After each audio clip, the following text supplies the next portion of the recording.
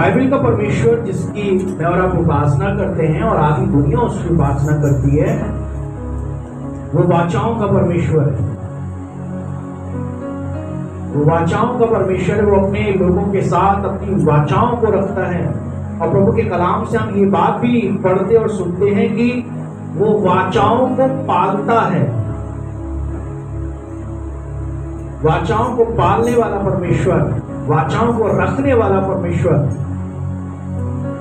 व्यवस्था विवरण उसका 7वें अध्याय और उसके 9वें पद को अगर आप देखें तो लिखा हुआ है कि इसलिए जान रख कि तेरा परमेश्वर यहोवा ही परमेश्वर है, तेरा खुदा ही खुदा है, वो विश्वास योग्य परमेश्वर है।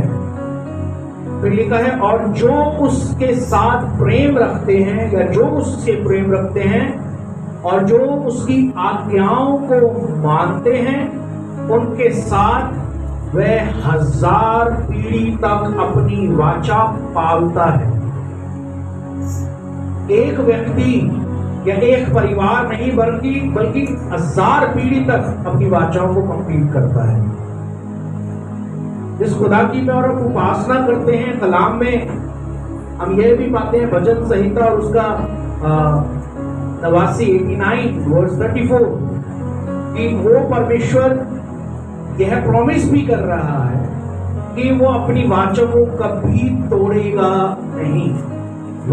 वाचा का असल में जो उद्देश्य है वो यही है कि हमारे साथ परमेश्वर की जो वाचाएं हैं वो ये बात को भी साबित करती हैं कि यदि आज मैं और आप अपने आप को प्रभु में पाते हैं तो ये वाचाओं के कारण है।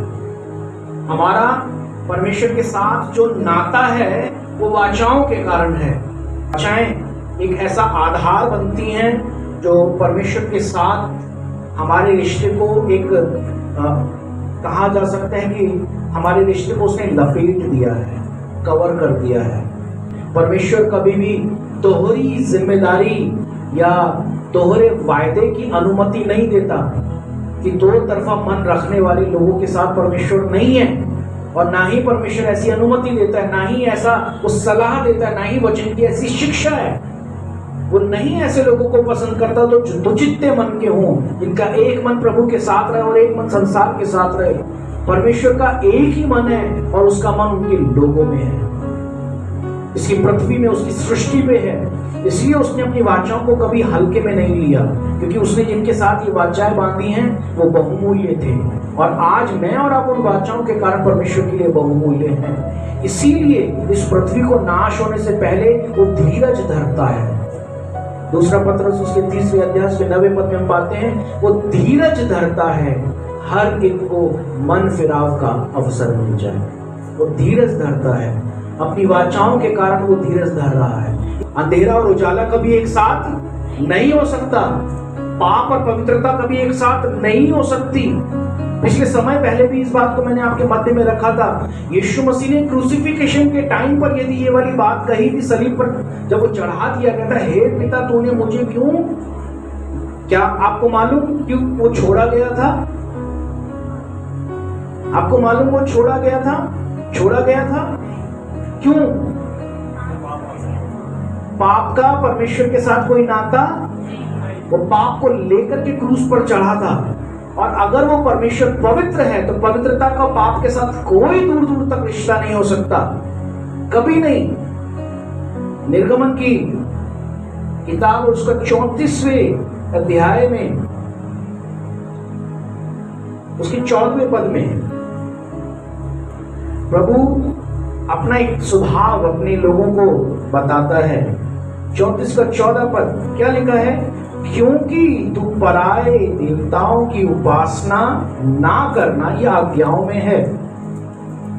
तू पराये देवताओं की उपासना ना करना, उसका स्वभाव, उसका परिचय क्या है? वो जलन रखने वाला परमेश्वर है, क्योंकि तुम्हें किसी दूसरे को ईश्वर करके दंडवत करने की आज्ञा नहीं है। जलन रखने वाला परमेश्वर है। एक अनुमति नहीं है, और वो अनुमति क्या नहीं है? वो इस चीज की अनुमति नहीं कि तुम खुदा से ज्यादा किसी और को मानो। अगर हम परमेश्वर के प्रति सच्चे हैं तो हम किसी और को प्रथम नहीं रखेंगे, कभी नहीं रखेंगे। प्रभु की संगति है, वहां पर भी काम है, काम बाद में है, पहले संगति है।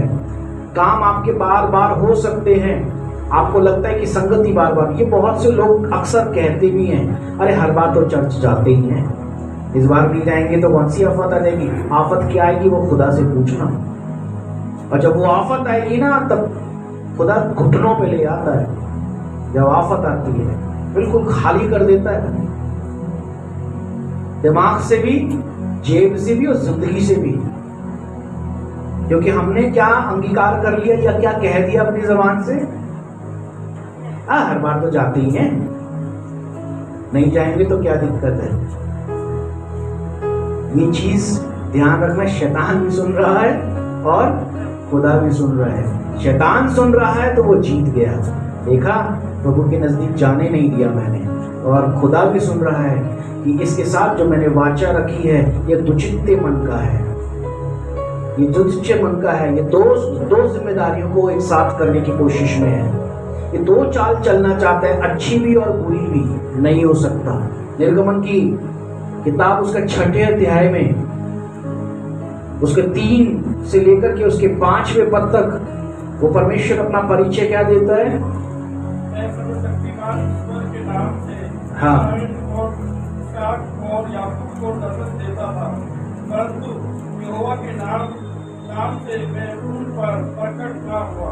नहीं, 3 निर्गमन, ठीक है, 6 का 3 से, मैं सर्वशक्तिमान ईश्वर हूँ और अब्राहम और इसहाक और याकूब को दर्शन देता था, परंतु मैं उन पर प्रकट नहीं हुआ। यहोवा के नाम से प्रकट नहीं हुआ। किस रीति से प्रकट हुआ वो? और मैं उनके साथ, इब्राहिम को उसने अपना क्या परिचय दिया?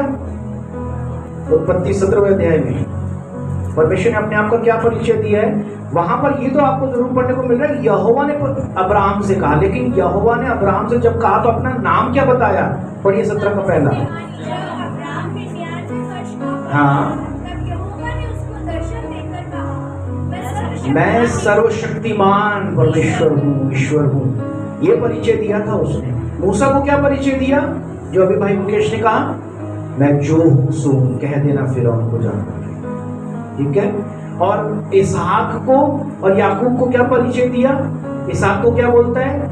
मैं तेरा पिता अब्राहम का परमेश्वर हूँ। याकूब को क्या कहता है? मैं अब्राहम और इसहाक का परमेश्वर हूँ। समझ गए बात को? और अपने बाद, उनके बाद इजराइलियों को क्या परिचय दिया? मैं अब्राहम, इसहाक और याकूब का परमेश्वर हूँ। ये परिचय है परमेश्वर का। और उनको ये बता भी रहा है कि जिसके साथ मैंने वाचाएं बांधी हैं, जिनके साथ मैंने प्रतिज्ञा किया, और निश्चय मैं अपने प्रतिज्ञा को पूरा करूंगा, निश्चय मैं अपनी वाचाओं को पूरा करूंगा। वो एल शदाई परमेश्वर है जो अपने उन लोगों को ये बता रहा था कि मैं उनके साथ था, मैं तेरे साथ भी हूं। मैं इसहाक के साथ था याकूब, मैं तेरे साथ भी हूं। अब्राहम को ये बताता है कि सर्वशक्तिमान मैं परमेश्वर हूं, मैं तुझे लेकर के जाऊंगा जिस देश में, वहां तुझे फलवंत करूंगा। इब्राहिम ने मान लिया और बढ़ भी गया था। मेरे प्रियो, मालूम बाइबल में 5 किस्म की वाचाएं हैं, यू नो, 5 किस्म की वाचाएं हैं। एक पहली जो वाचा है वो नहुइक वाचा है, सुनिएगा, मैं हिंदी में आपको और क्लियर कर दूंगा। एक है अब्राहमिक वाचा, तीसरी है मोसाइक वाचा, चौथी है डेविडिक वाचा, 5वीं है न्यू कवनेंट। कैसे हम देखते हैं इसको? परमेश्वर के प्लान है इन वाचाओं के पीछे। बाइबल में परमेश्वर और मनुष्य के बीच में ये 5 एक ऐसी आधार रखने वाली वाचाएं हैं जिसको हम नूह की वाचा में देखते हैं। पहला क्या थी नूह की वाचा? परमेश्वर ने वायदा किया था कि मैं पृथ्वी को अब जल से कभी नाश, ये नूह के साथ वाचा बांधी थी। दूसरी वाचा उसने अब्राहम के साथ बांधी थी। क्या वाचा बांधी थी? कि मैं तुझे एक देश, एक भूमि दूंगा और तुझे वहां बढ़ाऊंगा, मैं एक जाति तुझसे उत्पन्न करूंगा। ये इब्राहिम के साथ उसने वाचा बांधी थी। मूसा के साथ उसने तीसरी वाचा बांधी। क्या वाचा बांधी थी? अपने लोगों के साथ, इजराइलियों के साथ उसने अपने संबंध को, अपने रिलेशनशिप को स्ट्रॉन्ग किया था कि मैं उनका परमेश्वर हूं। वो पीछे मिस्र की सेना से उनको बचा रहा है, आगे वो आग का खंभा बनकर के उनकी रहनुमाई कर रहा है। वो परमेश्वर उनके साथ जंगल में दिन में बादल की छाया बन करके रहा और रात में आग का खंभा होकर के रहा कि ठंड ना लगे, दिन में धूप ना लगे। लिखा है कि 40 साल तक उनके जूते नहीं घिसे, 40 साल तक उनके कपड़े नहीं फटे। जो 5 साल का बच्चा कपड़े पहन करके चला था, 40 साल के होने के बाद उनके कपड़े वैसे के वैसे ही हैं। दैट मीन्स वो कपड़ा भी बढ़ता चला जा रहा था, परमेश्वर उनके साथ था। ये मूसा के साथ थी। तीसरा चौथा, दाऊद के साथ उसने वाचा बांधी। क्या वाचा बांधी? जो वंश उत्पन्न होगा उस पर सदा का राजा होगा, सदा का राजा। इसीलिए हे दाऊद की संतान मुझ पर दया कर, है ना। दाऊद की राजगद्दी पर सदा का याजक, महायाजक, ये दाऊद के साथ थी। और मैं और आप न्यू कवनेंट के साथ आते हैं। न्यू कवनेंट दैट मीन्स परमेश्वर की नई वाचा के साथ, जहां मैं और आप यीशु मसीह के कारण माफ किए गए। हालेलुया। यीशु मसीह के द्वारा मैं और आप माफ किए गए, हमें क्षमा मिली है। ये वाचा परमेश्वर ने मेरे और आपके साथ जोड़ दी है और उस परमेश्वर को मैं और आप अब हे पिता कह करके पुकार पाते हैं, हे अब्बा कह करके पुकार सकते हैं। ये यीशु मसीह के बलिदान के कारण ये वाचा उसने मेरे और आपके साथ बांधी। जक्कई इब्राहिम के वंश का नहीं था, लेकिन तो भी यीशु मसीह ने क्या कहा जब उसके घर में उतरा? क्या कहा? निश्चय यह भी इब्राहिम का ही एक पुत्र है। पढ़ लीजिए आप उसका, लूका रचित सुसमाचार 19वें अध्याय में। तब यीशु ने उनसे कहा, आज इस घर में उद्धार आया है, हाँ, इसलिए कि ये इब्राहिम का एक पुत्र है। किसका पुत्र है? इब्राहिम का। और था क्या? जक्कई था क्या? वो तो टैक्स कलेक्टर था, ठीक है ना, वो टैक्स कलेक्टर। लेकिन क्योंकि इब्राहिम का पुत्र है, यीशु मसीह के कारण उसके साथ एक संबंध स्थापित हो गया प्रभु का। परमेश्वर पहले इजराइलियों के लिए परमेश्वर था, वो जो अपने आप को कहता मैं इब्राहिम, इसहाक और याकूब का, मैं इजराइल का परमेश्वर हूँ। आज वो परमेश्वर मेरा और आपका भी परमेश्वर है। हालेलुया। ये उस वाचा के कारण है जो उसने इब्राहिम के साथ बांधी, मैं तेरे वंश को बढ़ाऊंगा। ये वो वंश है जो विश्वास करने वाला है, क्योंकि इब्राहिम ने विश्वास किया था।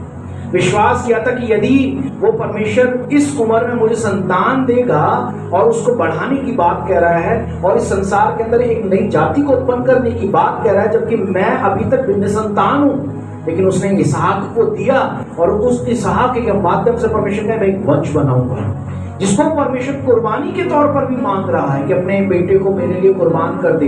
वो उसको कुर्बान करने के लिए भी लेकर के गया है, लेकिन वहां पर भी इब्राहिम पूरी तैयारी के साथ उसको कुर्बान करने के लिए तत्पर है। खुदा वहां पर रोक देता उसको, मैंने मान लिया है, मैं जान गया हूं कि तू निश्चय ही मेरा भय मानता है। इब्रानियों की किताब 11वें अध्याय में हम ये बात पाते हैं कि इब्राहिम के विषय में परमेश्वर ने ये लिखा है, बाइबल में ये लिखा है कि विश्वास ही के कारण उसने ये जान लिया था, मान लिया था कि परमेश्वर ने मेरे बेटे को जो मांगा है बलिदान कर दिया। और क्योंकि वो इस बात को मानता और जानता था कि अगर इसको मैं बलिदान कर भी दूंगा तो परमेश्वर सर्वशक्तिमान सामर्थ्य उसको जीवित करके मेरे लिए वंश बना देगा। ऐसा विश्वास इब्राहिम का था, और जो आज विश्वास करते हुए इब्राहिम की संतान है। हालेलुया। ये नई वाचा है जो यीशु मसीह में होकर के मेरे और आपके साथ जुड़ जाती है। ये प्याला जिसको मैं और आप आज लेते हैं, जिस रोटी को मैं और आप खाते हैं, ये मसीह की वो देह है जो मेरे और आपकी खातिर तोड़ी गई है, मेरे और आपकी खातिर उसका खून बहाया गया है। आपको मालूम, वाचा को पूरा करने के लिए खून का बहाया जाना बेहद आवश्यक है। आप इस बात को मानते हैं? वाचा को पूरा करने के लिए खून का बहाया जाना बेहद आवश्यक है। बिना खून बहाए वाचा पूरी नहीं हो सकती, कदापि नहीं हो सकती। इसलिए परमेश्वर ने अपने लोगों के साथ वाचाओं को बांधा है और उन वाचाओं को सील भी किया है। अगर मैं और आप कुछ एक आयतों के माध्यम से इन बातों को देखें तो आप पाएंगे, मेरे साथ आप निकाल सकते हैं एक भाग को, इब्रानियों की पत्री उसके 9वें अध्याय को अगर आप देखें, ये 9 अध्याय आप फुर्सत से अपने घर में बैठ कर के जरा पढ़िएगा। इस बात पर आने से पहले मैं आपको बता दूं, क्योंकि वो परमेश्वर वाचाओं का परमेश्वर है, उसकी जो वाचा है वो नाम के साथ भी है। इसीलिए मैं और आप उस परमेश्वर को यहोवा येरे करके भी देखते हैं, हम उस परमेश्वर को यहोवा निस्सी करके भी देखते हैं। येरे जो प्रोवाइडर है, जो देने वाला है, निस्सी जो मेरे और आपका बैनर है, जो मेरे और आपके लिए लड़ता है, मेरे और आपके लिए आगे है। यहोवा राफा जो मेरे और आपका चंगा करने वाला परमेश्वर है, वो यहोवा शालोम जो परमेश्वर अपनी शांति अपने लोगों के जीवन में भरता है, वो परमेश्वर यहोवा रोही जो एक अच्छा चरवाहा है। उसके नाम में वाचाएं हैं, उसका परिचय ही अपने आप में ये है कि वो हमारा परमेश्वर वाचाओं का परमेश्वर है। उसने अपनी वाचाओं को पाला है और अपनी वाचाओं को पूरा करता आया है, आज तक किया है, निश्चित ही आगे भी करेगा। उसके पुराने नियम में जितने ही नाम दिए गए हैं, ये तो बहुत कम मैंने आपको बताए हैं, 32 नाम है, 32 नाम है। वो सारे नाम परमेश्वर की वाचाओं को प्रकट करते हैं, वो सारे नाम परमेश्वर के स्वभाव को प्रकट करते हैं। मैंने आपको पहले बताया ना, वाचा प्राकृतिक और स्वभाव। प्राकृतिक ये है कि जिस पृथ्वी पर मैं और आप हैं, और स्वभाव ये है कि उसके नाम से परिचित मुझको आपको मिल जाता है। परमेश्वर क्योंकि मेरे और आपके साथ अपनी वाचाओं को रखता है। इब्रानी की पत्री और उसके 9वें अध्याय को अगर आपने खोल लिया है तो आप देखेंगे कि एक पवित्र स्थान का जिक्र किया गया है। एक स्टडी है, आपको मैं समझाने के लिए इस बात को बोल रहा हूँ। एक पवित्र स्थान का जिक्र किया गया है, एक महापवित्र स्थान का जिक्र किया गया है। पुराने नियम में निर्गमन की किताब में तंबू बनाने की बात कही थी, जहां परमेश्वर अपने लोगों के साथ मिला करे, ये बात उनको कही थी। और हम इसके पहले ही पद से इस बात को देखते हैं कि उस समय में भी सेवा के कुछ नियम थे।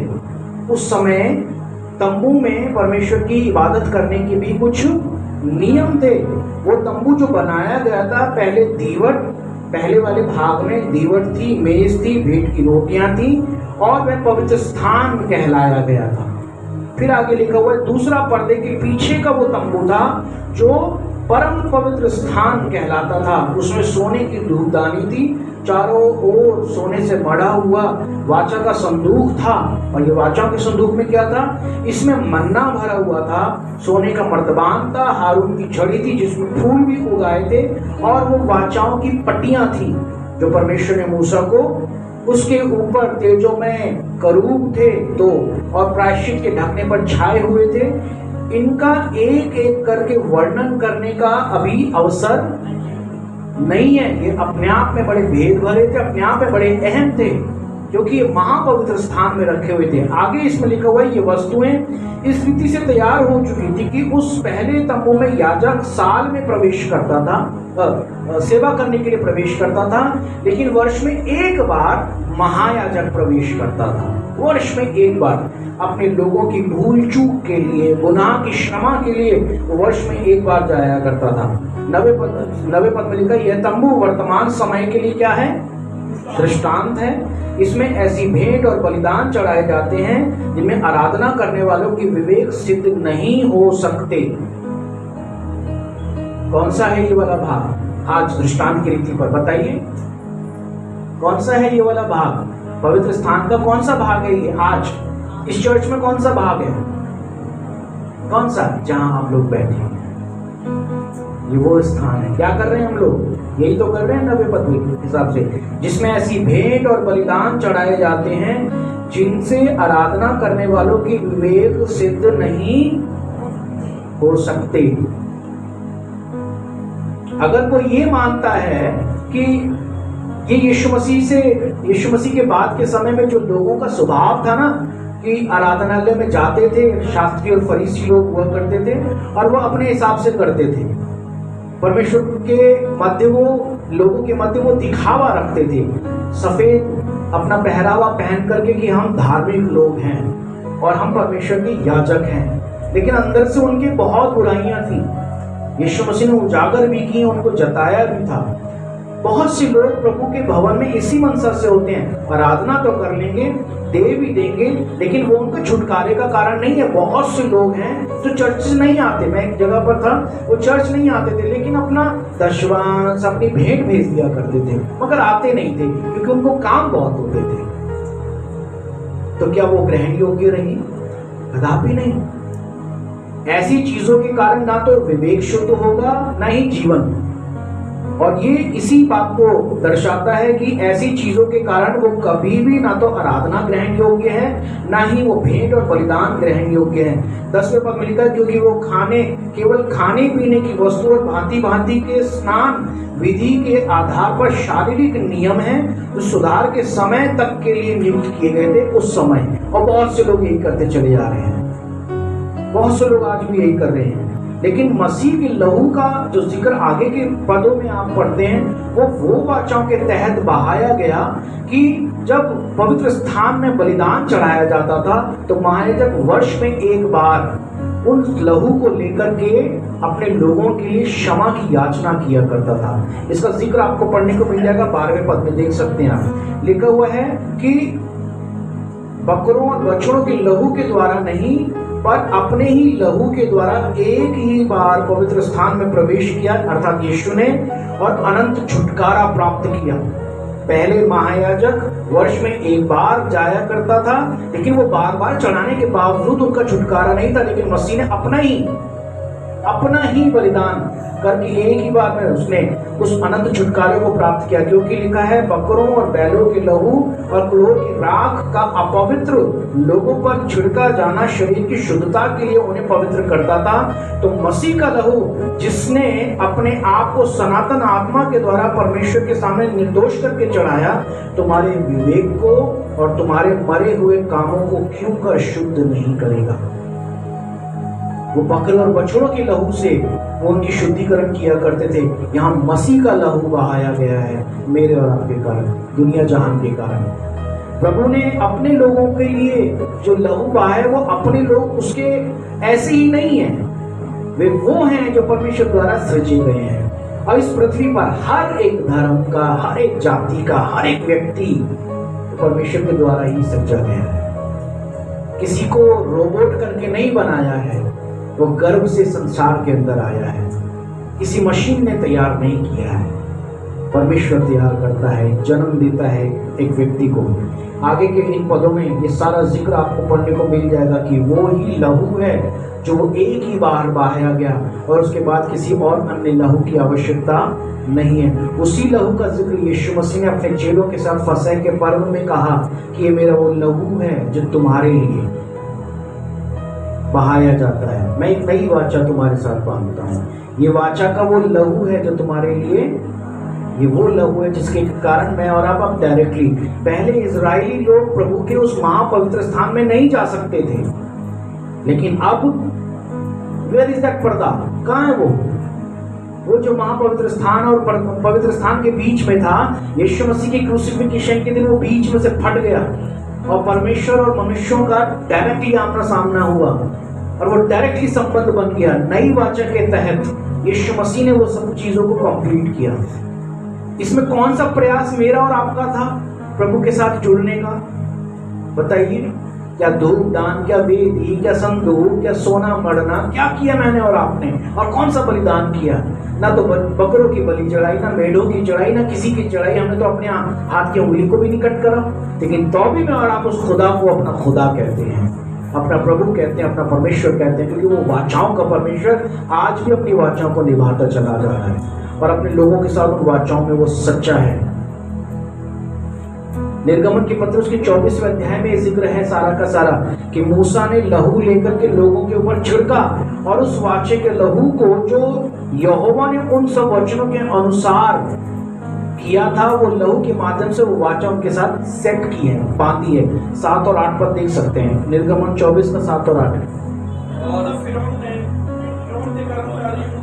नहीं, निर्गमन 24 फिर से पढ़े। तब वाचा की पुस्तक को लिया, लोगों को पढ़ के सुनाया। उसे सुनकर उन्होंने कहा, हाँ जो कुछ यहोवा ने कहा है, हाँ। सबको हम करेंगे। क्या कह रहे हैं इजरायली लोग? जो कुछ हमने सुना है उसको क्या करेंगे हम लोग? करेंगे, मानेंगे। ये परमेश्वर के साथ कोई समझौता नहीं है।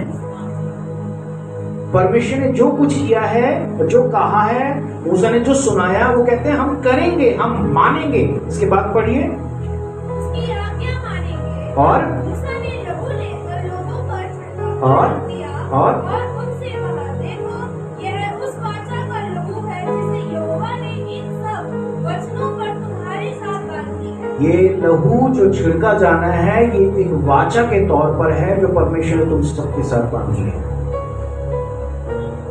और वो वाचा लहू के माध्यम से बांधी गई थी। इसलिए परमेश्वर के राज्य में मैं और आप भी गिने जाएं। हे पिता, इन्हें क्षमा कर, ये नहीं जानते ये क्या करते हैं। ये उस मसीह के लहू के कारण क्षमा है, वरना पाप का और पवित्रता का कोई तालमेल, मेलजोल नहीं हो सकता, क्योंकि हम क्षमा किए गए हैं। इसीलिए अब हम क्या हैं? क्षमा किए गए हैं तो पाप में हैं या नहीं है? नहीं है। लेकिन अगर तौबी कर रहे हैं तो पाप में है। देखिए इसी इब्रानियों उसके 9वें अध्याय में, मैं बिल्कुल समाप्ति पर हूं, लिखा हुआ है कि 15वें पद से, इसी कारण वह नई वाचा का मध्यस्थ है, ताकि उसकी मृत्यु के द्वारा जो पहली वाचा के समय के अपराधों से छुटकारा पाने के लिए हुई है, बुलाए हुए लोग प्रतिज्ञा के अनुसार अनंत मिरास को प्राप्त करें। क्योंकि जब वाचा बांधी गई है, वहां वाचा बांधने वाले की मृत्यु को समझ लेना भी अवश्य है। क्या समझ लेना? आगे बड़ा क्लियर लिखा हुआ है, क्योंकि ऐसी वाचा मरने के बाद पक्की होती है। यीशु ने जो कहा वो कैसे पक्की हुई? उसके खून के बहाए जाने के द्वारा। और जब तक वाचा बांधने वाला जीवित रहता है, तब तक वह वाचा काम की नहीं होती।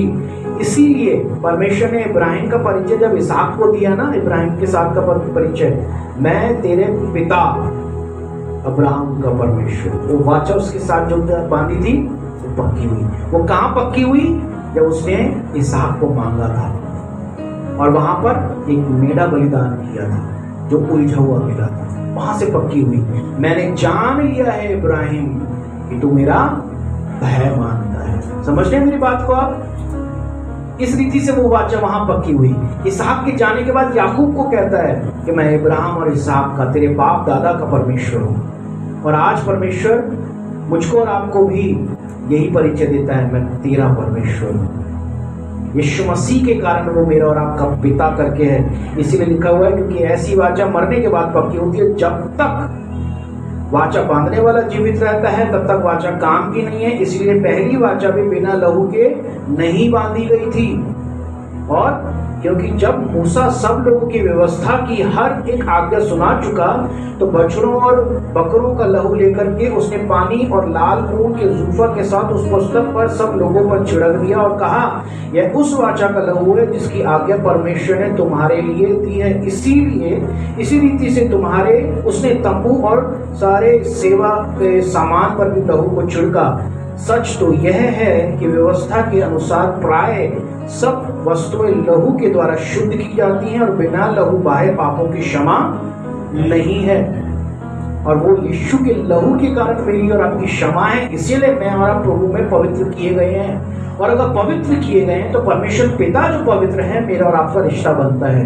लेकिन अगर तब भी पवित्र मानने के बावजूद या होने के बावजूद भी पाप में है, आगे की आयतों को पढ़ लीजिएगा, लिखा हुआ है फिर मेरा और आपका परमेश्वर का कोई नाता नहीं। पढ़ लीजिएगा आगे फुर्सत में अपने घर जाकर के, आपको पता चलेगा कि वाचाओं को तोड़ने का नतीजा क्या है। हम मजबूरी में नहीं बंधे हैं, और आज इस समय हम पर इस चीज का दबाव भी नहीं है। ध्यान रखिएगा कि ओहो अब तो वाचा बन चुकी है, अब तो तोड़ी भी नहीं जा सकती, क्या करें? तो केवल एक ही चीज है, आगे की आयतों में आपको पढ़ने को मिल जाएगा कि अगर कोई आज पीछे हटता है, फिर उसके लिए कोई और बलिदान अब बचता भी नहीं है।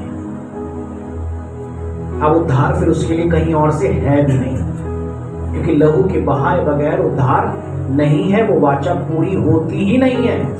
आदम और हव्वा का नंगापन छिपाने के लिए एक मेमने को बलिदान होना पड़ा। वो नंगापन उनका पाप था, वो अपने आप को पेड़ों के पीछे छिपाए हुए थे, वो उनका पाप था और वो शर्मिंदगी में आ रहे थे एक दूसरे को देख करके। वो दो ही तो इस पृथ्वी पर थे, लेकिन तो भी वो शर्मिंदगी में थे। तो सोचो कि आज हम अपने पाप को कितना छुपाते हैं। झूठ बोलने के बावजूद उस झूठ को कवर करने के लिए हम 100 झूठ बोल लिया करते हैं। एक बुराई को छुपाने के लिए 100 बुराइयां कर लिया करते हैं। तो क्या ये पाप को छुपाना नहीं हुआ? एग्जैक्टली ये वही है। और अगर यही हम कर रहे हैं तो मसीह का लहू का बहाया जाना या मेमने का बलिदान होना बेकार है फिर तो। क्योंकि वो मेमने की खाल ही आदम और हव्वा को पहनाई गई थी ताकि वो नंगे ना दिखाई दें। नंगापन पाप को दिखाता है।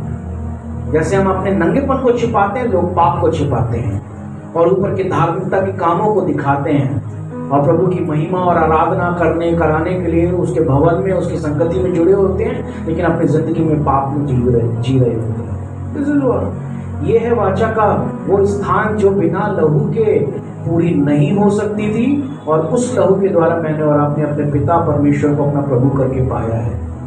इसलिए इसकी अहमियत मैं और आप और गंभीरता से करके ले मेरे प्रिय हूँ। वो परमेश्वर मेरा और आपका पुरानी वाली वाचाओं के माध्यम से लेकर के आज तक नई वाचा में मेरा और आपका परमेश्वर है। वो आज भी इब्राहिम का परमेश्वर है तो वो मेरा और आपका भी प्रभु है। वो जक्कई का उद्धार का कारण बन सकता है तो वो मेरे और आपके उद्धार का कारण उसी वाचा के अंतर्गत बन सकता है। आइए अपने स्थानों पर खड़े हो।